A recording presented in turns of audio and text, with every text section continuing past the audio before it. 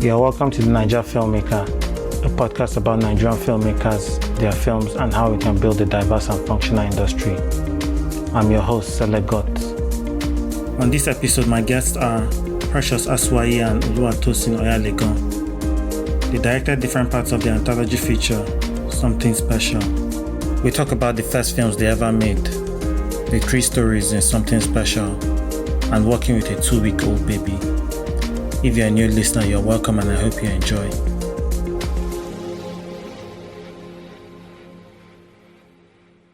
Hi, Precious Antosin. You're welcome to the Naija Filmmaker. Hello, my name is Oluwatosin Oyalegan, and I am a filmmaker. Okay. I say thanks for having us. Okay, so now can you guys give us like proper introductions? Tell us who you are, what you do, what you have been up to. All right. So my name is Oluwatosin Oyalegan. I am a filmmaker.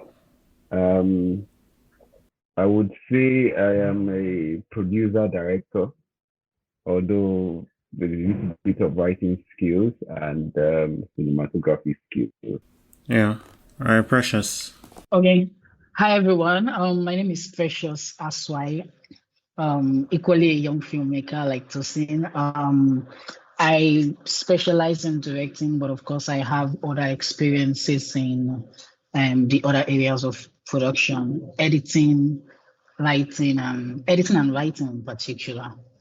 I've been in this since 2016, majorly, and so far so good. It has been great, and yeah, we were able to make something special, and we're here. Okay. Tosin, when did you start filmmaking? Something around 2016 also, because let's say 2016, 2017, because that would be that was around the time I made my first film also. Okay. All right. So yeah, tell us the whole story about how you got into filmmaking.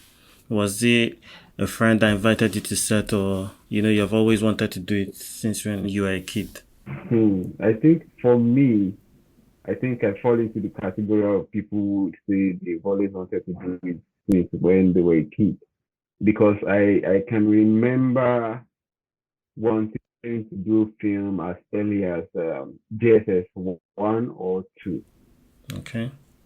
You understand? So at the time, for me, I don't know what brought it up, but I think I grew up in a family of creatives.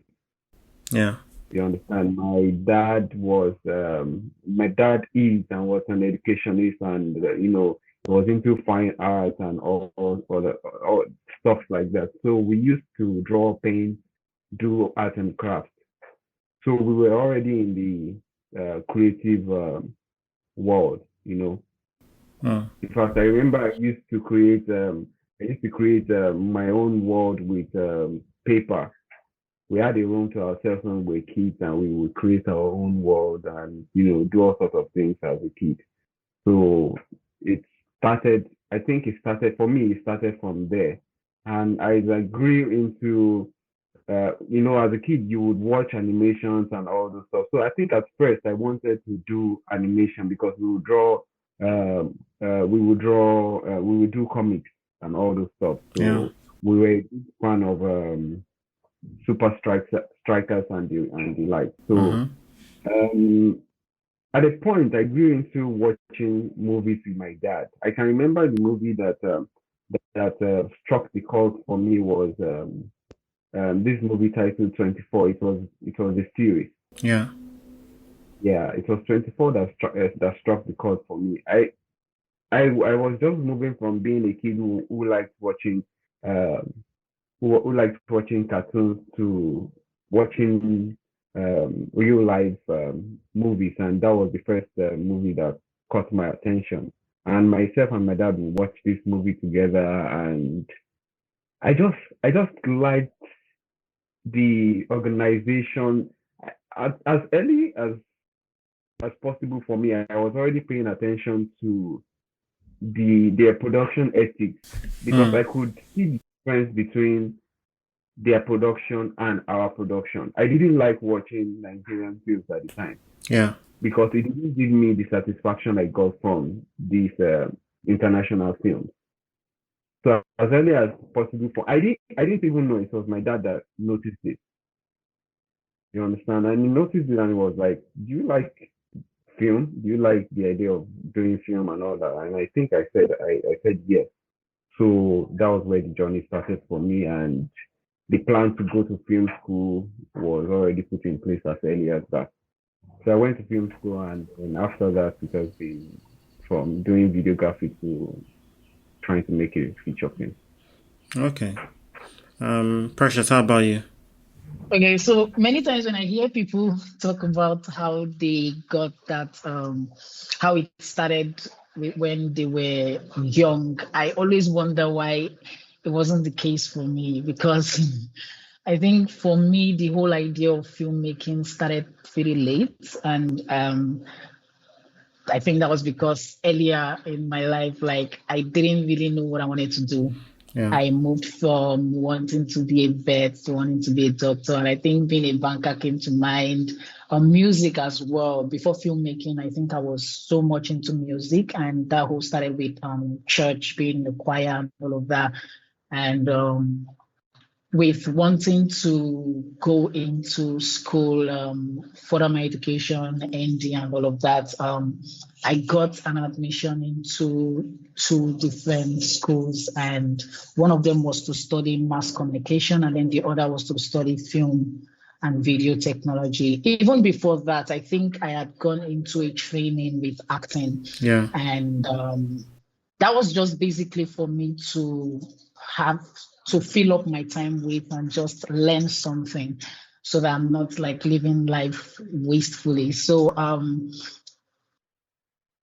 I was gonna pick between going for mass communication and going to study film and video production. Yeah. And I wanted to choose mass com, but my wife at that time told suggested, well, she wasn't my wife at that time. We were sort of like we were just dating.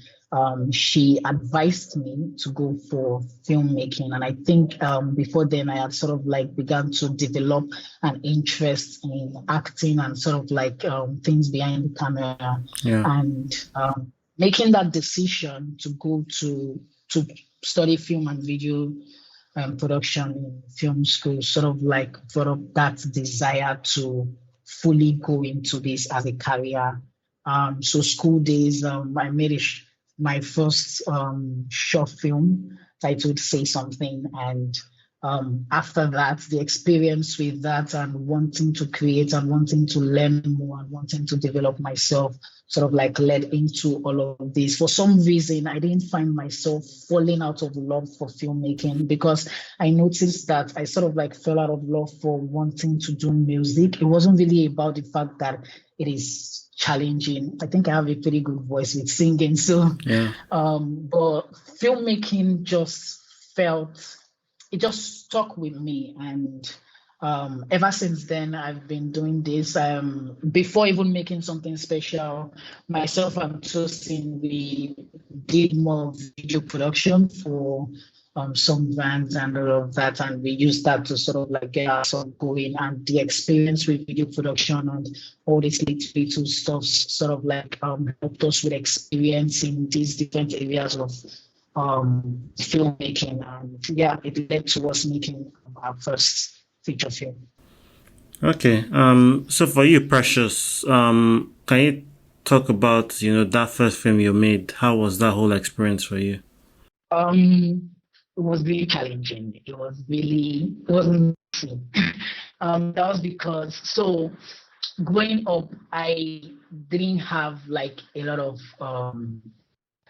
I didn't have that privilege, if I can use that word, of having someone who I can really learn from. Like, when people have like what a mentor or sort of like somebody to mentor me towards all these filmmaking stuff. Yeah. And I really wanted to do something.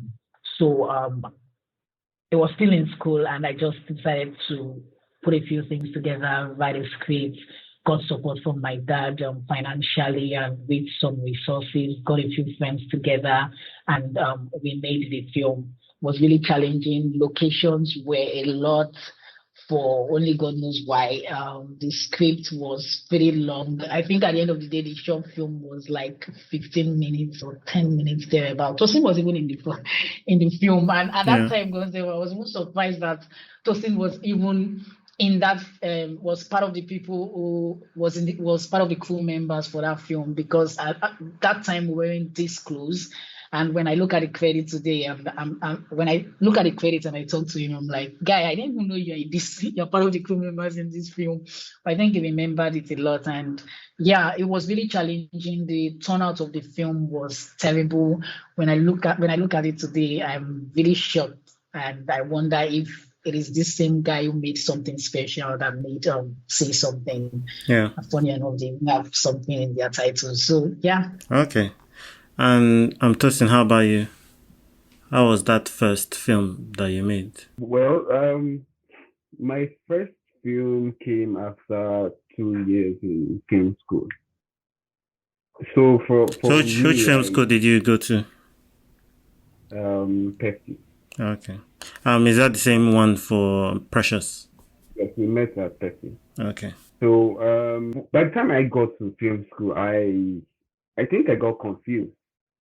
I think I got confused because, when you like the school environment, you just get confused a lot of times. You just get confused, and then I just had to be patient enough for to feel ready to make that film.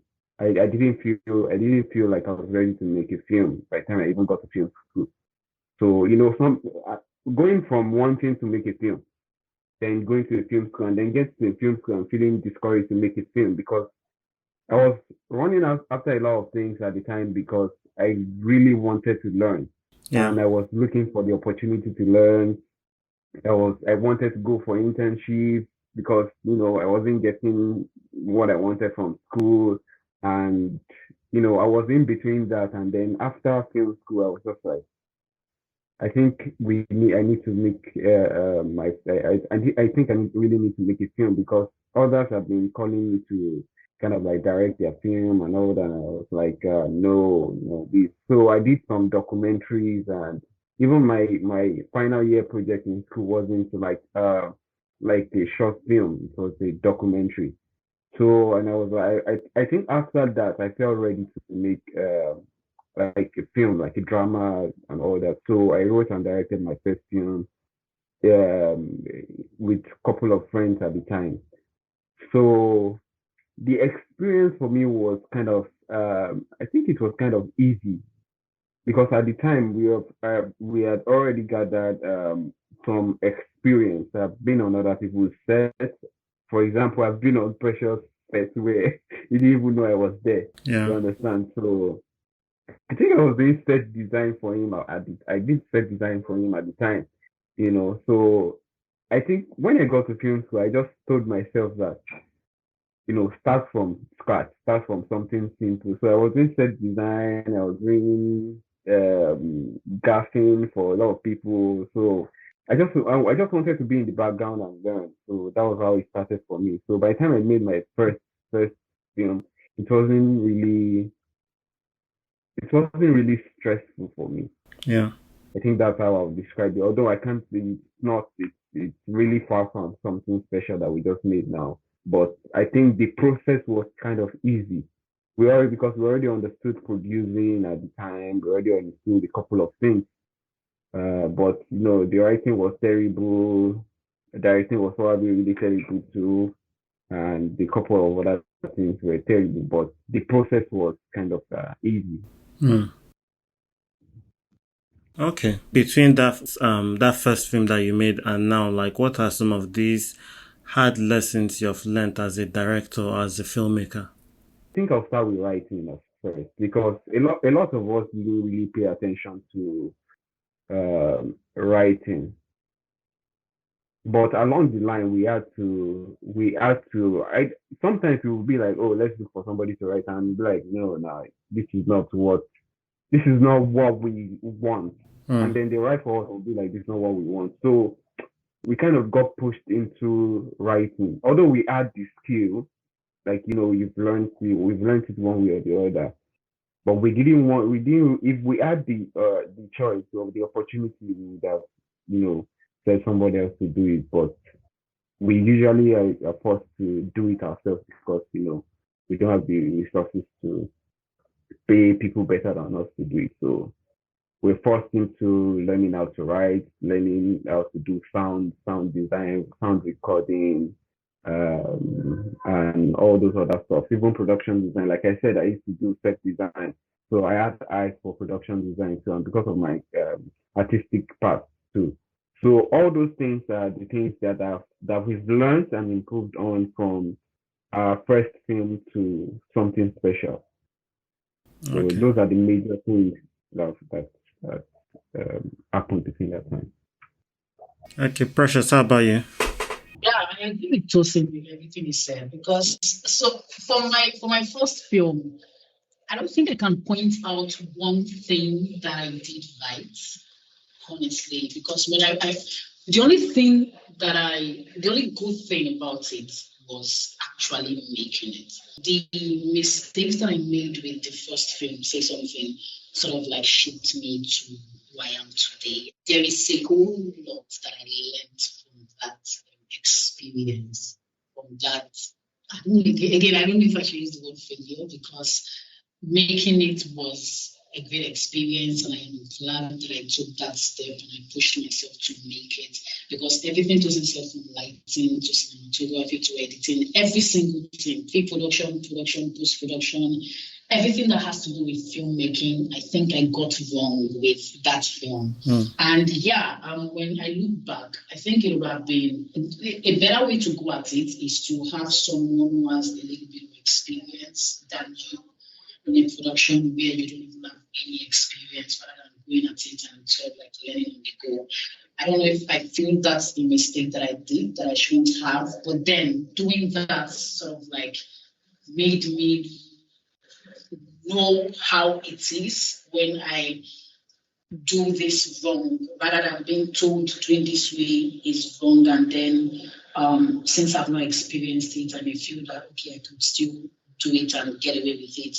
But having that experience and doing this and making those mistakes and getting it wrong, of course, it won't make sense if at the end of the day I still make those mistakes again. So yeah, I'm glad we really I'm glad there's a strong improvement in something special. Yeah, let's talk about something special. I'm aware that something special is an anthology of 3 stories. How did that journey start? Where did you guys start? So something special started as just one short film. Okay.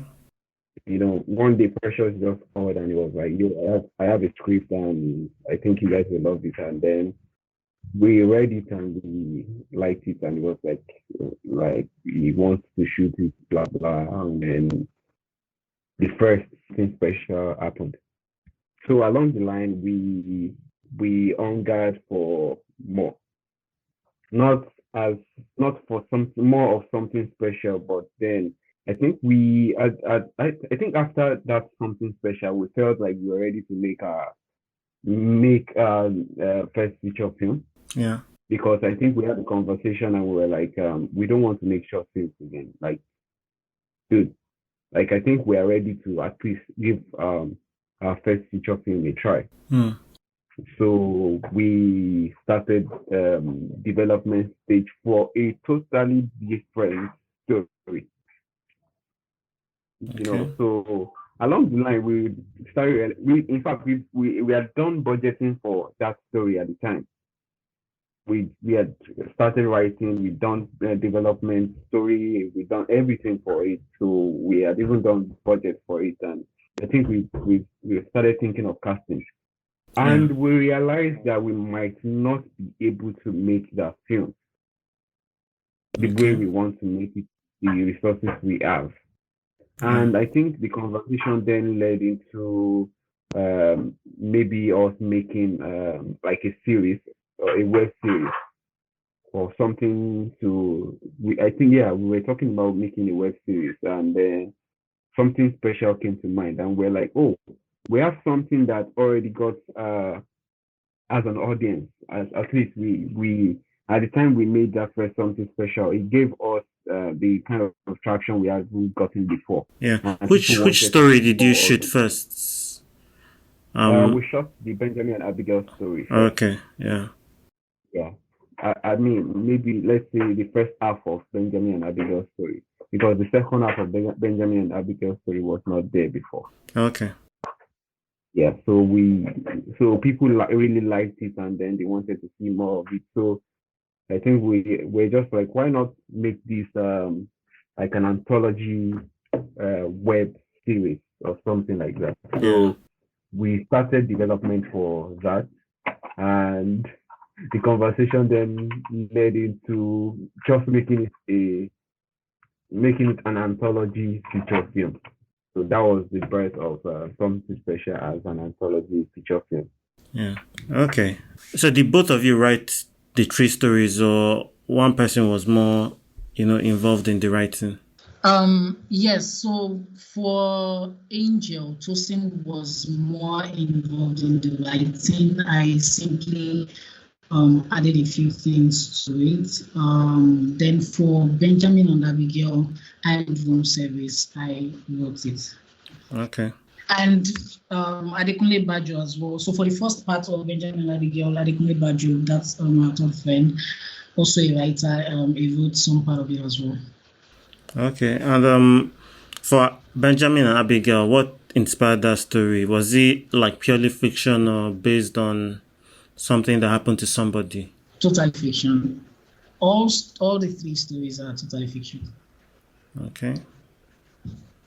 And let's talk about Benjamin and Abigail more. Like there's this thing with short films that, because you have a limited amount of time, people always struggle with, starting and wrapping up the story in a timely fashion. Tosin just mentioned that you guys shot the first half of Benjamin and Abigail. What made you decide to go the direction you went with for the remaining part of the story? Okay. So the remaining part of the story has always, it hadn't always been on my mind as to how I wanted it to go. But after the first part, I knew that the story would continue, right? Yeah. So it was more of sitting down, analyzing how the story have been so far, and then basically just letting it lead and see what comes out of it step by step. Yeah. But I always knew that, the ending was gonna be the way it is, because for me, when I come up with a story, I think I usually have the beginning and the ending in mind, and then everything that happens in between sort of like flows through. But then, of course, with an ending in mind, I'm not still like, it's not so much set in stone that, okay, it has to go this way. But then as the story flows and as the writing goes on, it is possible for the events that happen along the way to sort of like shape into something else. But most of the time, the endings still end up, being what I had set it out to be. Okay. Yeah. And I must commend you, like, all the stories were like, in limited locations, but for Benjamin and Abigail, it was in 2 locations. And for the second part, when they went on the balcony, you could see, I'm guessing you shot it in Lagos. Yes. But yeah, you could see like a part of Lagos that we haven't really seen. Most of the films being made in Lagos, there's always the island vibe and all that. Like, what informed that location that you used? Okay, so for that location, I went to an hotel. That's the second location, though. Yeah. We're talking about the second location, right? Yeah. Yes, so I went to a hotel with my wife, and we spent some time there. And that was the same. The hotel that we shot at was actually the place that we spent some time um, during that period. And Yeah. seeing that location, for some reason, I was supposed to be having a good time with my wife, but then with the love of filmmaking, wherever I am, whatever idea that comes to mind, I just pick it up. So, based on how the place looked, and with the fact that we are sort of like planning to continue the story for Benjamin and Abigail, we saw how this location is, and we knew that okay, we wanted the rest of the scene to happen in what we should call Benjamin's house. So seeing that location, it sort of like worked. And what I did was take pictures and videos and share it with Tosin and Baju, and they took a look at it, and they also attested to the fact that it works for the scene. And of course, that balcony just took it away, because from seeing that balcony the very first time, I just knew that if we had these people here at night, it's gonna feel romantic, and I hope we really got that. And yeah, seeing that bridge at the extreme end, all the way from there, it felt really romantic, and I just knew that it would be great to shoot there. And yeah, I'm glad we had the opportunity to. And yeah. Yeah, what part of Lagos is it? It's it's on the island. Okay, interesting. Ikoyi. Okay. Ikoyi. Nice. Yeah, let's go to room service. So same thing, room service. Yeah, talk about that a bit more. Like room service. What was going through your head when you were writing that? Okay, let me even ask. So basically, did you have like a feeling that these stories are not fictional? Not necessarily. I'm just curious about like, where the inspiration comes from, because inspiration comes from different places. You might read something somewhere, or somebody might tell you. So it doesn't really matter. Like, it's not that after watching it, I was like, nah, this thing can't happen and all that. It wasn't necessarily that. It was just like the curiosity to, understand, like this creative process, where ideas come from, and, how we cultivate those ideas. Yeah. Yeah. Yeah. I mean, I asked because I feel it would be cool if you felt that, and at the end of the day, it wasn't. Because one thing, as much as it is fiction, one thing we tried to push for was realism. Yeah. We wanted people to feel like these things can happen. Yeah. We didn't want to lean so much on fiction. We didn't want people to feel like, okay, this is just a film. It can happen in real life. Yeah. So I'm glad that we got some of those feedbacks in terms of, okay, this felt so realistic. This felt like, especially with the dialogues, this felt like how two people would communicate. So I'm really proud of those feedback. I'm grateful for them. But of course, as a filmmaker, you tend to draw some things from personal life. Not to say that I had in being in a room with a prostitute, no. But I think in terms of a virgin trying to have sex for the first time, I think that was the major part.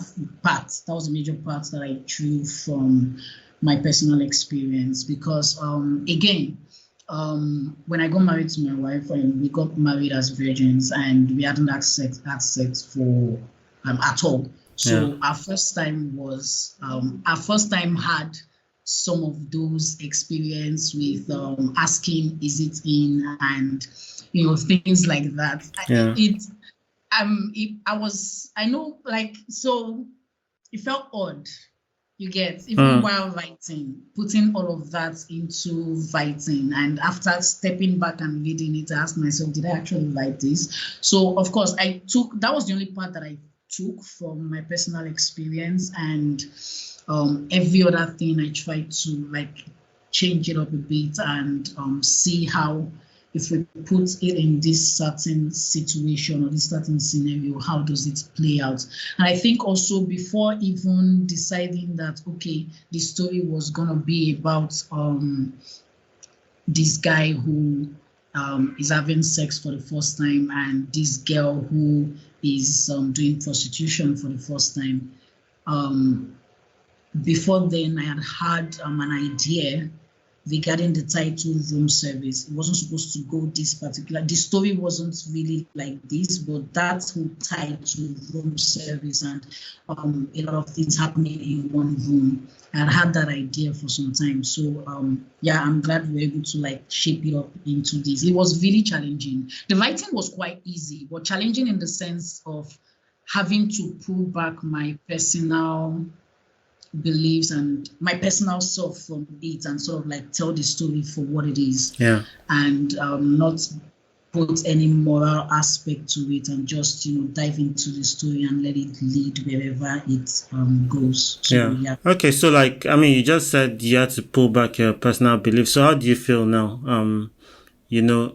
Working into this project and directing it, and I guess exploring this situation, but removing yourself a bit. How did that work for you? Yeah, it worked so well. I'm glad I did, because so things with the condom removal, the is it in, all these stuffs, putting it on screen, because of the old PG because of the old PG nature of it, I sort of like, I would step back and I'm like, okay, do I want to include this? But I'm glad that I decided not to go that way, because if I'm going to do that, then I'm not letting this story to really flow. I'm sort of like putting a lot of control into it, and that is not really what I want to do with a story. Yeah. So really stepping back and not allowing myself take so much control, and let these characters breathe and let them just take me on this ride, on this journey, and see what comes out of it. I think it was a really good experience, because I remember after writing it and after consciously setting my personal self aside, I think after writing it, I felt really fulfilled, and it sort of like puts me on a different aspect of writing. It made me understand that I need to do that more often, and not let my personal judgments to shape the story, and just let it go for what it is. Yeah. I mean, it's it's life. Things are not always PG, and experiences of these characters are not always ours, and it's it's about allowing them to exist in that story. And yeah, it's cool that you decided to take this approach, and the story felt more realistic, I guess, for that reason. Because if it was a bit more censored, it will feel, this is not realistic, people don't talk like this, that kind of thing. But nice one. Okay, so Tosin, let's talk about Angel again. You are the principal writer for Angel. How did that story come about? All right. So for Angel, I think in development stage, when we were coming up with different stories to work on, I think we had more than 3 stories to work on. So we were just coming up with ideas, and I think at a point we came up with, we wanted to do something with the experience of pregnancy. I think we wanted to do something with the intimacy between a child and a mother, or maybe the idea of a new life. Yeah. So we wanted to do something with that. The special moment that comes with giving birth to a child. I think that we wanted to do something with that. That's why we went with that. That's what birthed the idea of Angel. We wanted to do something with. We wanted to explore that moment of childbirth, and then it grew from there up to what it is now.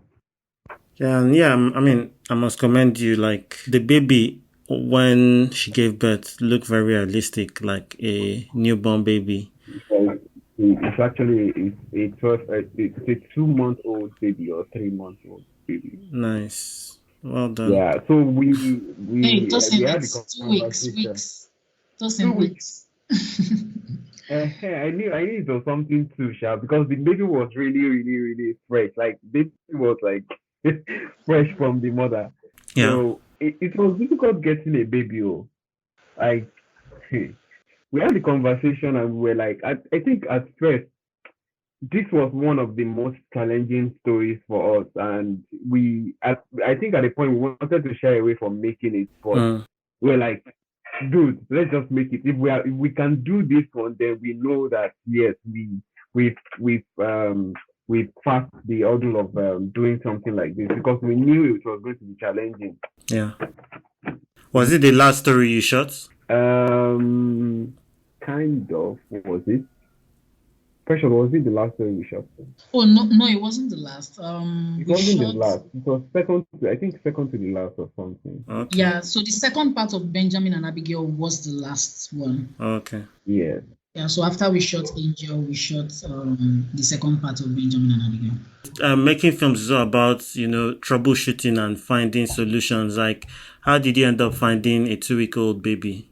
I think one of the things I would give credit to about our team is we are good at troubleshooting.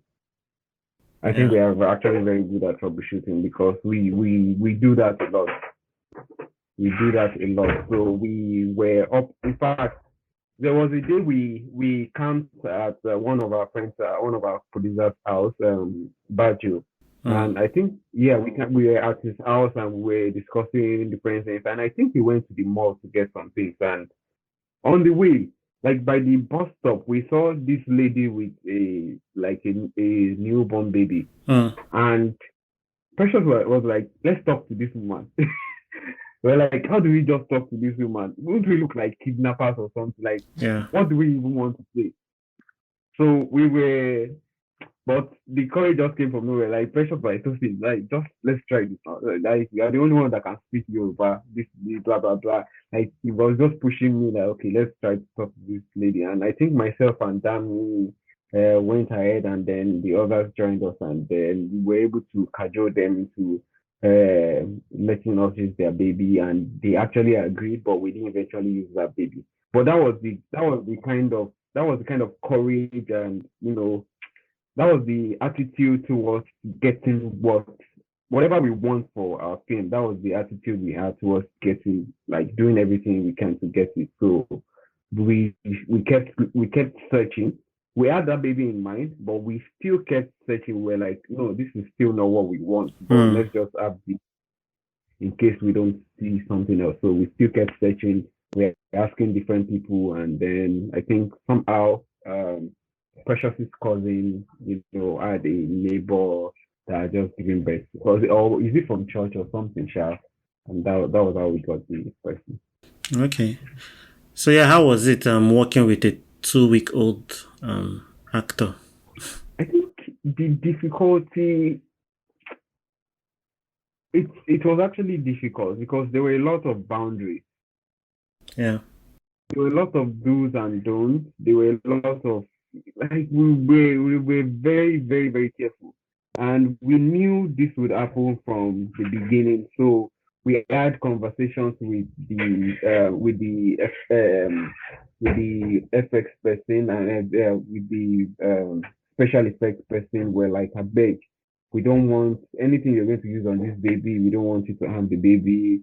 So we had a conversation about the things they're going to use on the baby and how it's going to be safe for the baby. And then she was on point on that. And the mother was there. And then we also had a nurse on set. Okay. Yeah, we also had a nurse on set, and these are the things we just had to put some things in place to make sure that the baby was safe first. Yeah. And then we're asking questions on how do we make the baby cry, what happens when we need the baby to cry. So these are the things we had to know before working with the baby. It was actually difficult, and time. The time of the day that we were filming, it was cold. So once we see cuts, they come with rappers to rap the baby, and that might some people mention that the baby looked dry. Blah, blah, blah. It was difficult putting liquid on the baby's body at that time of the day. Yeah. So yeah, so it was actually really difficult achieving that, but we're happy that we're still able to do something with what we had.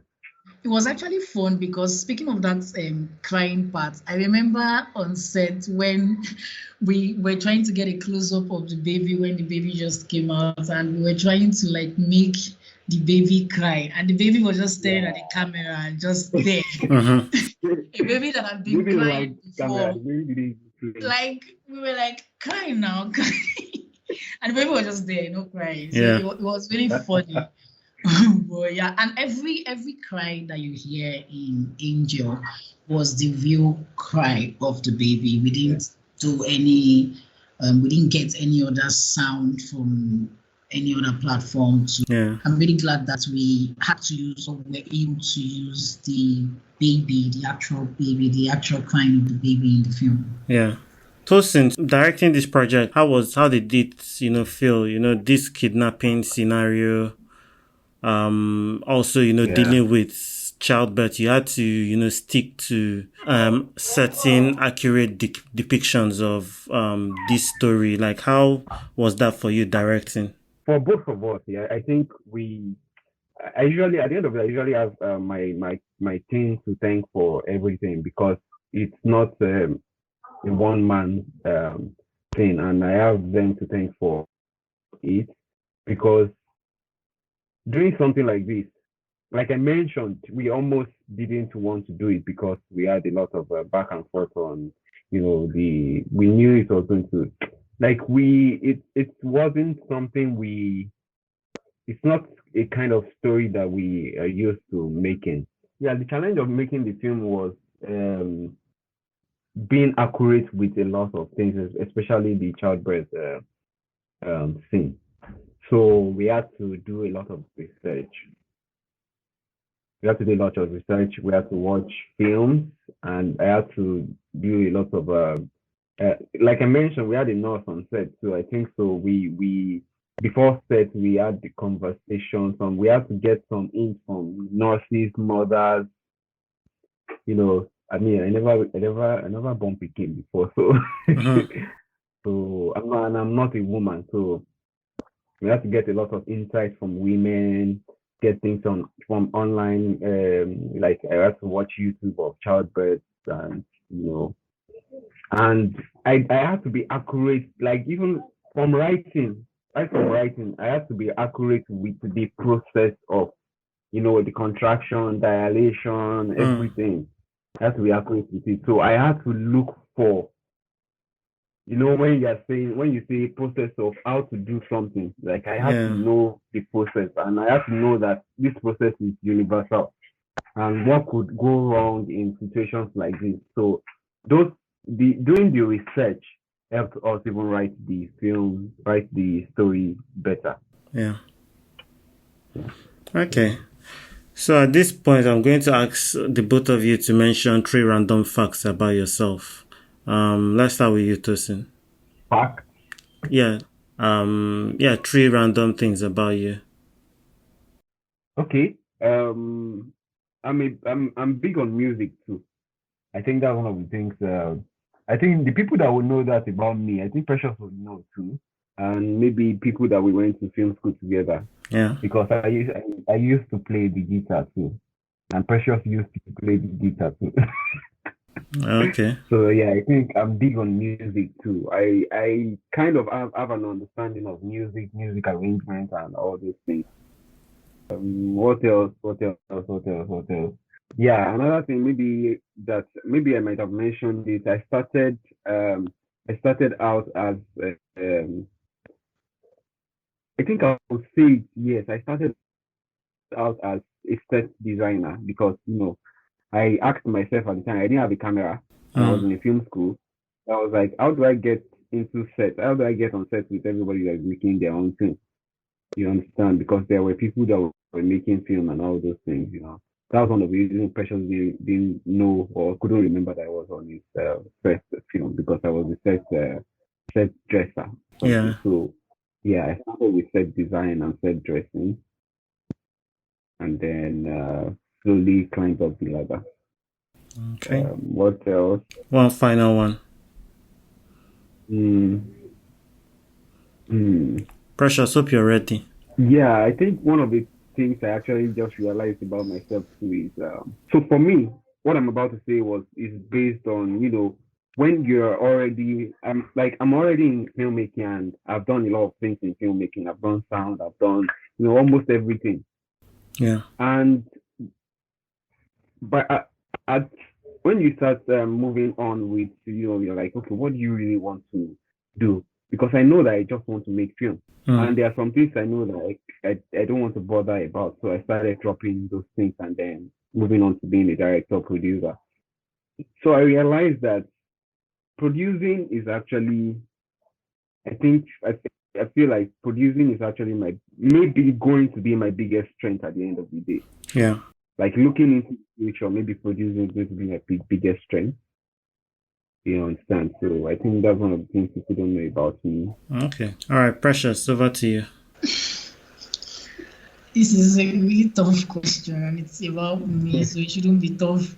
But I've been really racking my head. But I think the three that I have, I sing. I think I mentioned it earlier. People who don't know me before filmmaking wouldn't know that I sing. But yeah, I sing. What parts?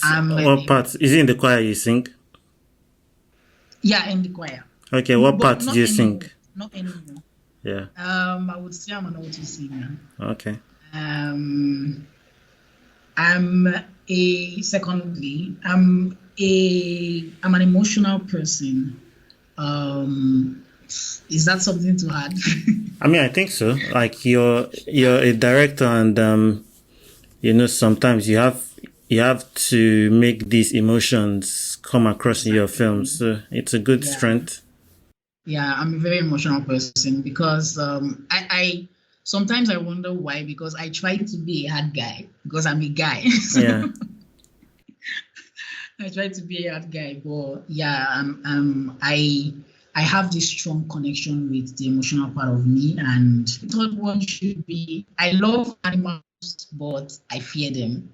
And I think that's one reason I didn't pursue being a vet, because I would like to, it felt like an interesting thing to do, but then I don't think, as much as I love dogs and as much as I love cats, I love to see them.